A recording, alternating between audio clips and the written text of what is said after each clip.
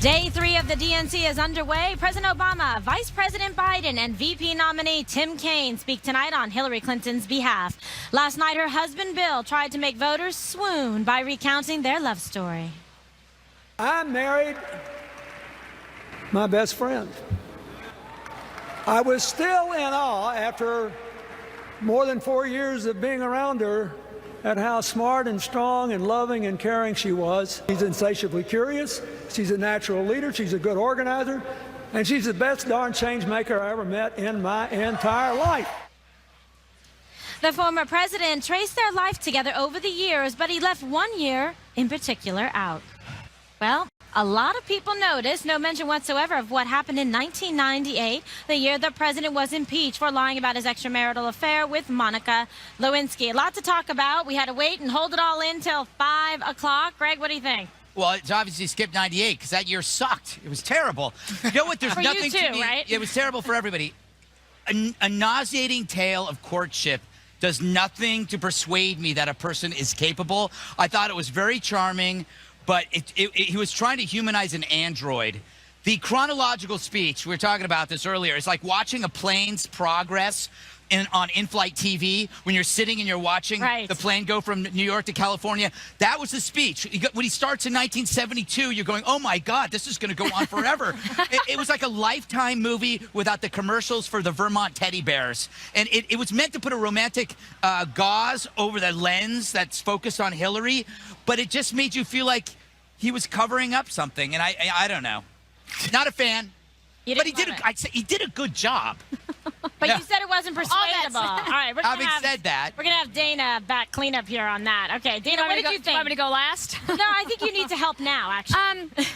So I was of two minds of the speech. When it first started, I thought, okay, is he reading from the Wikipedia entry for Hillary Rodham Clinton? Because it was very chronological, and I don't like books that read that way, biographies. I don't like speeches that go, and then I did this, and then I did this. And in this case, there were 3 times in a row that she did something and filed a report, which to me, that's not like the change that you're looking for. However, I think the people in the hall loved him. And I think that if you are a Democrat and you are listening to Bill Clinton, you were persuaded. And I know that there are conservatives who think that speech was horrible, and why didn't he talk about that he had an affair on her, and why didn't he do... But of course he was never actually going to do that in this speech. I do believe that they are best friends, and I think all marriages are different, and that the Democrats have made peace with that, and that they believe that he supports her fully, and that they are on board. They are okay with it, and I think that it was certainly a good net plus for him and for her last night, and for Chelsea. I mean, look at her face. Yeah. Chelsea was so moved, and to have your dad talk to you about that in front of millions of people must have been amazing. Especially when he left out the affairs. But the family knows about the affairs, and they have dealt with it. Yeah. I did not have sex with 1998. Oh my gosh! All right. 1998 was a pretty good year for me. I got married. What makes you think 98? It ended in 98. Yes. I mean, there was a lot going on. I was listening to that speech, going, "You've got to be."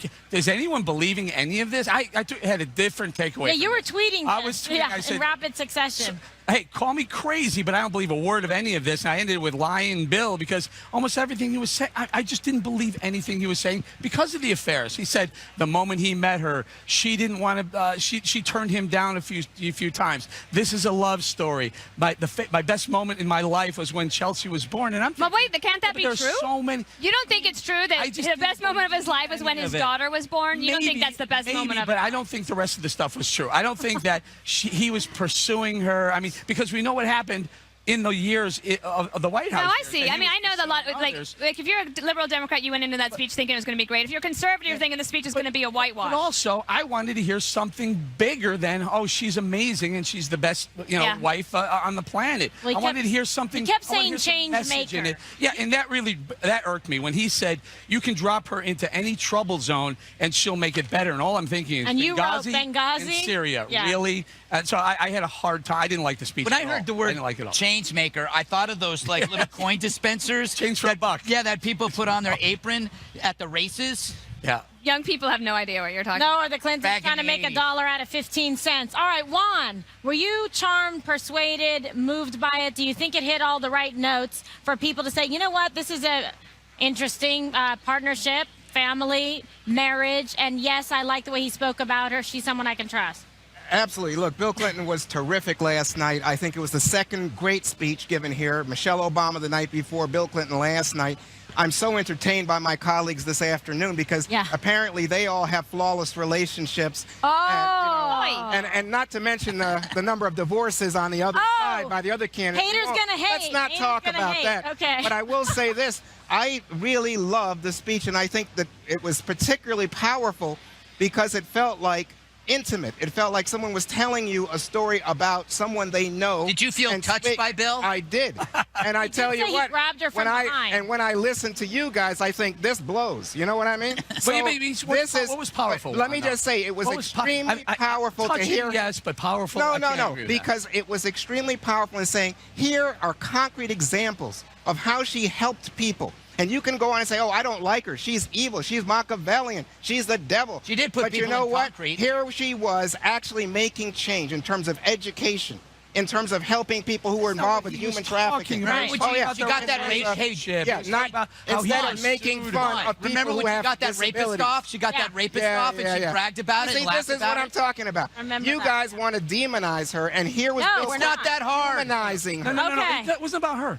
It wasn't that powerful of a message last was night. hugely They had powerful. to tone him down. He has charm. Well, the expectation level is high because Clinton is very good. Well, speaking of husbands or ex-husbands, one of mine is speaking tonight, Lieutenant Governor Gavin Newsom. Be Thank you for specific. yeah. Bill didn't only talk about their love affair last night, he also touted his wife's record as America's top diplomat. As Secretary of State, she worked hard to get strong sanctions against Iran's nuclear program. She flew all night long from Cambodia to the Middle East to get a ceasefire. She backed President Obama's decision to go after Osama bin Laden. She launched a team to fight back against terrorists online. She put climate change at the center of our foreign policy. Okay, so I know everyone's going to take an issue with the climate change thing, but Dana, there was discussion before that Hillary Clinton is hawkish, right? There's been comparisons say actually she's been very proactive in terms of the military. She got an endorsement from General Allen, who's also speaking. Well, when she became a senator, she was put on the Armed Services Committee. Yeah. And she worked very hard to make good relationships with many Republicans and Democrats on that committee. And I think that that's one of the reasons that when she got to be Secretary of State, she ends up with good relationships with the military, and she has maintained those beyond the Senate into being Secretary of State. And then she also He mentioned Newt, by the way. He said Newt. Right, and then and John McCain. Yeah. And then in her book, she actually writes that she wanted to go after Assad. She did not agree with President Obama's decision on Syria, and actually she was in concert with Bob Gates at the Defense Department, Leon Panetta at the CIA, and Chuck Hagel then again at the Defense Department. So I think there's a case to be made that she is more hawkish, but she tries to hide that. Right.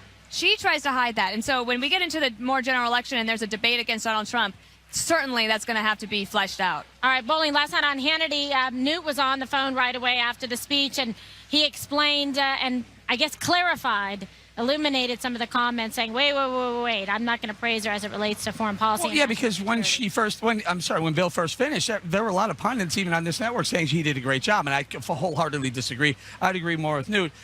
So Bill says that you drop her into any hot spot, any trouble zone, and she'll make it better. And I'll say it again, Benghazi, she didn't make it better. She made it worse, especially for 4 families. And then the Iran deal. The Iran deal is still brewing. Yeah. Iran continues to violate the deal, and they continue to test ballistic missiles. They haven't violated one aspect of the deal. They have held to the deal explicitly. And you know what's different here? Juan, you're 100% wrong. How am I wrong? Tell me what they violated. They tested ballistic missiles. That's not in the deal. Enriched uranium. Oh my God! No, this is outside of the deal. You're saying the things that outside. I will tell you, they have violated probably 3 or 4 aspects of the deal, and will continue to throughout the election. You know what? This is your fantasy. This is just like you guys going on about, oh, why didn't he mention that year? You know the reality? Her popularity soared because she was seen as keeping the family together. And they in made terms a of deal, foreign policy, and Bill Clinton pats her on the back for the deal. And I will tell you, I think that's an accomplishment. They violated the idea, the Three things in the deal: testing ballistic missiles, enriching uranium beyond the level that they're allowed. They're to. not doing anything in violation of the deal, but I know that it is a Republican talking point to say, what did Hillary Clinton ever accomplish as Secretary of State And the Iran deal will be the Iran deal will be a black mark on her record. I think it's safe to say that since Hillary was in power, the Middle East became the Middle Ages. We have seen some very ugly people come around killing a lot of people. Beheading We're returning priests. to the 7th century, which is actually prior to the Middle Ages, I believe. So Yeah, but there that's was on an her Arab- watch. There was an Arab Spring, Which as I recall, yes, right? it sprung disaster. And before that, there were wars, right? Right. And so we had Sunni-Shia conflict, I believe. So a lot going on here. Yeah. And Hillary Clinton comes in, and I believe was instrumental not only in helping to end 2 wars, but also in getting Osama bin But Laden. not win wars. Okay, but we also have to talk about what have you done for me lately? And you see priests being beheaded and crucifixions and people burning in cages and being drowned. It's horrific. Something's got to be done. Coming up, Hillary Clinton celebrated her historic nomination with a dramatic appearance at the DNC last night. See that next. And later, what Donald Trump had to say about Hillary today. She would be so wrong. I think it would be bad for women if it were Hillary Clinton. Hillary. Much more to come ahead on the 5. And Greg singing. Hillary Clinton made history yesterday when she became the first woman in America to be nominated by a major party for president. She will accept the nomination in person tomorrow, but she appeared via satellite last night to mark the milestone. Okay, I loved it because I loved that moment. I thought it was very powerful. I had a friend of mine, Kimberly, email me, it was a guy, and he said, "Do you feel proud at this moment?" Kind of making fun of the whole thing, and I said, "Yeah, actually I do. This is the first woman to be the nominee of a major political party, and I know a lot of people don't like her, and I don't say I'm not going to vote for her, but I do think this is a pretty big deal for women, for our country, for everybody." I think it is great for women. I think it is great for our country. I think so many people would love to see a female president. We have such powerful women serving in so many important positions throughout this country, in cabinet positions, in national security and foreign policy, and universities across this country, to the extent that it inspires and motivates and puts joy in the hearts of young women and girls across the country that can see that they can achieve their dreams if they believe and they work hard and get after it. I love it. However, if I'd seen the face of Condoleezza Rice on there, I would have been delighted. Delighted. Where am I going wrong here? This is a friend. It's a mutual friend, and then he said, "Well, I guess older white males and have had a good run of it." Well, I was looking at that and I go, there was not a single little person in the entire Not list true. of presidents. No, it's not true. You talk about a glass ceiling? Well, there's a glass floor. That little No, people I think can't one of the presidents was like 5'2". That's not enough for me. How sexist is it that the Aren't only you way 5'3"? I'm 5'9". How sexist is it? No, but how sexist is it that the only way to elect a woman is to keep her from talking? Because that's what they were doing with Hillary. They're hoping everybody remembers Bill Clinton, Barack Obama, Joe Biden, and not her. So they're saying, oh yeah, we love this woman, but not this woman. And I'm with you, Kimberly. It's like we're all for that. We're all for this, but not this woman, right? Because we disagree with everything, and and also, isn't this a little bit rigged? Like, hey, if we elect a woman, let's that'll be our way to get in. But they are hiding her. It's been, 235 days or something since she's done a press conference and answered questions? That's true. She doesn't need to do a press conference. Come on now. One of the arguments from Republicans is that gender won't be enough, and she is not doing very well with younger women and white women. So I get the historical feeling, the emotions surrounding the nomination, but we still have to have a president for the next 4 or 8 years after that. Hillary Clinton's a flawed candidate. She's not, in my opinion, going to be a good president. I get it. You want that to happen. But you think about other countries, Angela Merkel and other countries who have a female president or prime minister, and if they're the best ones or the most qualified, it works. And if they're not, then you've done it and you've gotten past it, and then move on to the next. Margaret the best Thatcher, candidate good. going forward. Right. What do you think of it as a first one? I think 3 months after she's elected, if she is elected, we'll be like, okay, we did that. Now look what we got. No, you know what? I think right now you have to just appreciate and acknowledge the historic significance of this moment. Majority of voters are women. The majority, in fact, I think it's 40% of the people who are the prime breadwinners in their household these days are women. Majority of college students. It's unbelievable, the change in the world, and this is the paramount of that, the presidency of the United States, seen as the ultimate power in the world, right? And so I just think it's such an amazing moment. And for you guys not to say, well, yes, like Dana said, it makes you emotional. They ran that tape, by the way, at the wrong time. They ran it after Bill Clinton spoke. I think it would have had more power earlier, but they are so self-conscious about the idea of saying to people like you, Eric, that it's just about electing a woman, that they delayed it and put it after the convention had gone out of prime time on the networks. But, I think but that they knew that Eric's not their target audience last night. I mean, well, that was obviously the audience of the, as you were talking about, in terms of the women. 55% of the electorate is made up of women, but she does have some struggles, to be sure. We do. If they had We do. The Republicans were far more diverse as far as primary candidates than the That's Democrats. true. Far If more. they They hardly had anybody. If it were Caitlyn Jenner, I would be ecstatic. Good, strong, conservative woman. I don't know about Hillary though. It's like if you I gotta run.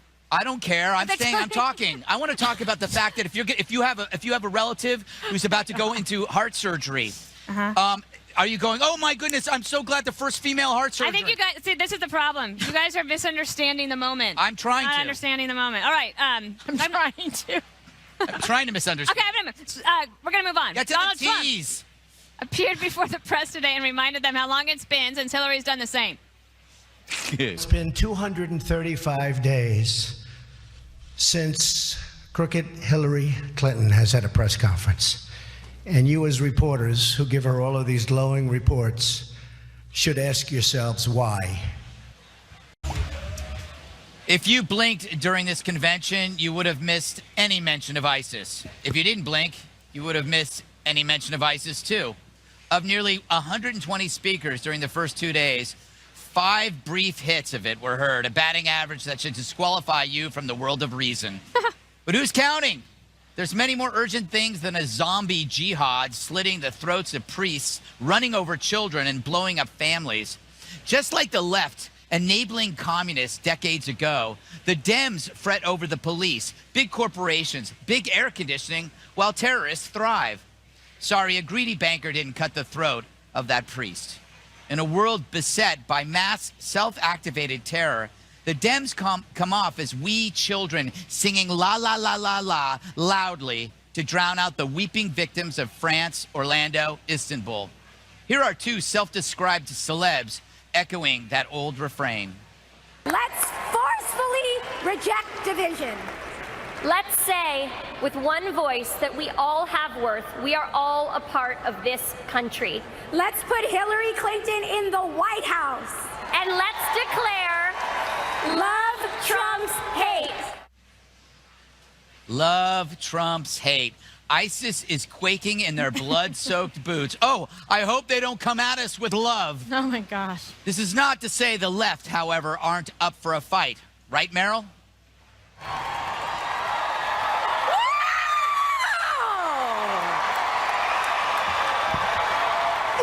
Oh my God. What a battle cry. But for what? Here's a new pro-Hillary star-studded video. It's so fighty.